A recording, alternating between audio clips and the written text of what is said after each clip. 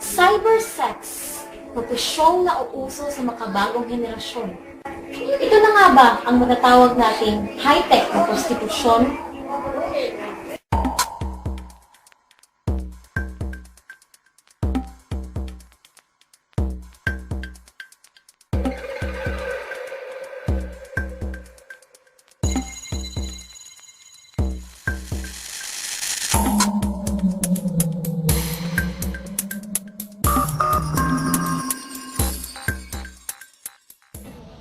Ito ang unang dokumentaryong aking nilikha.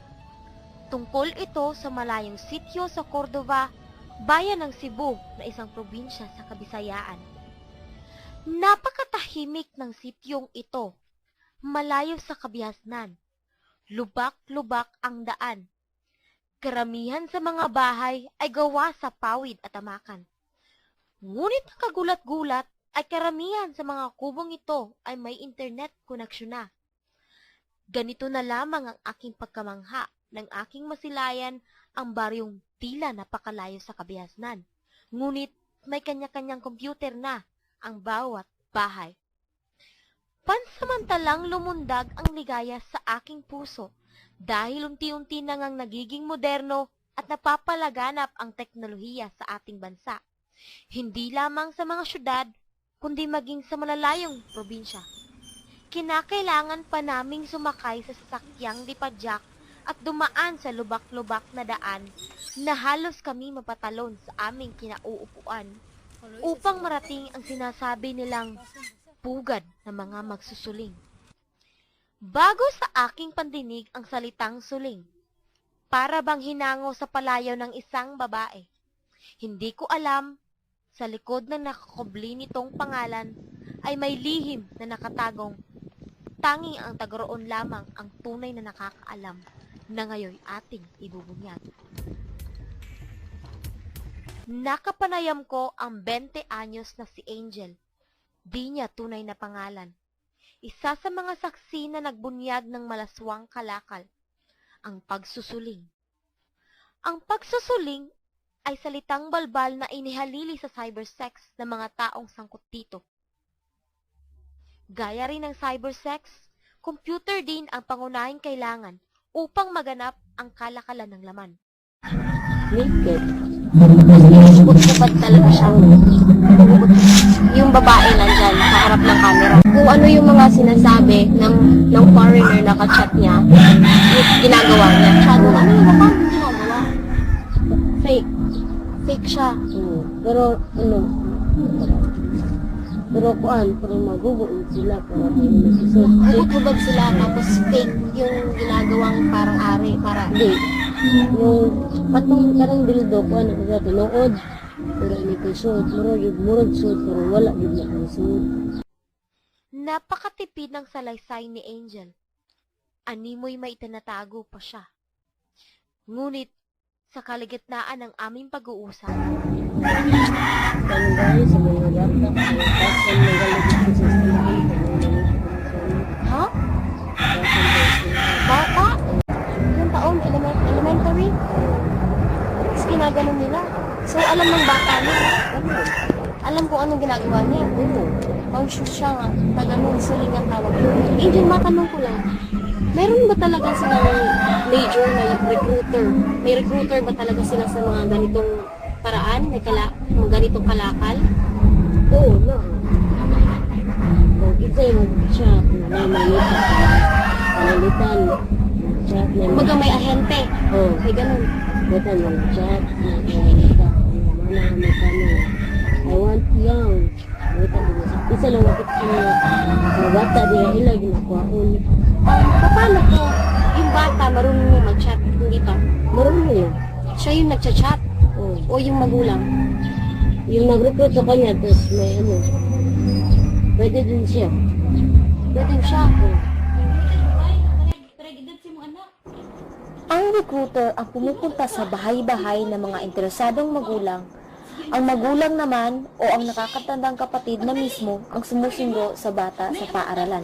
Parehag edad si mong manghod at dito ka sa eskwelahan ba? Hindi. Oh, ina ang maestra nga gipapauli na po. Sige. Oh, nako na uy.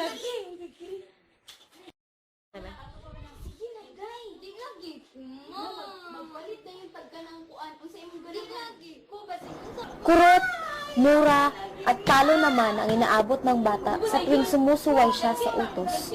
Pinapahubad, nilalapastangan, pinapagawa ng mga malalaswang gawain ang kawawang bata.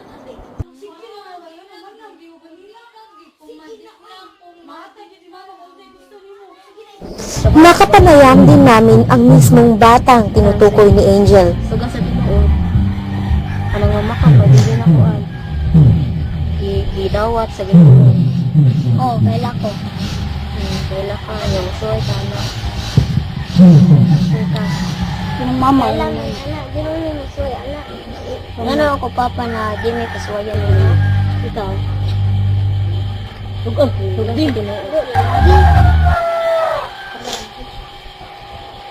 Hindi man namin nakuha ang hayag ng bata, hindi man ito umimik, ngunit sa kilos Okay ra ka, ng ko ay nasasabi ko namin napakabigat ang kanyang ginagawa.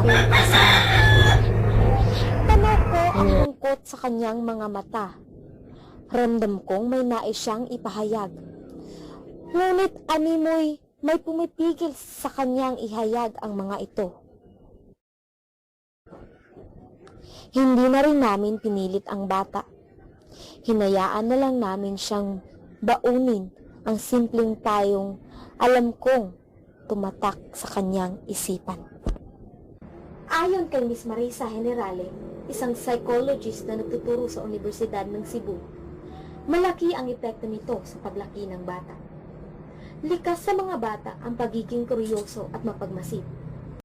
Kaya, kung ano ang ipinakita sa kanila, ay may posibilidad na kanila ring itong gagawin. Magiging sexual deviant ang bata. Susubukan niya sa murang edad ang mga bagay na kung saan siya ay masyadong exposed. May posibilidad din na maging tulad din sila ng kanilang mga magulang o kaya'y maging nymphomaniac. So, kaya pala hindi kami pinapansin ng mga tao dito sa lugar na ito. Kumbaga, yung population dito sa lugar na ito, ang kabuhayan ay ang pagsusuling. As we all know, family is the basic unit of society.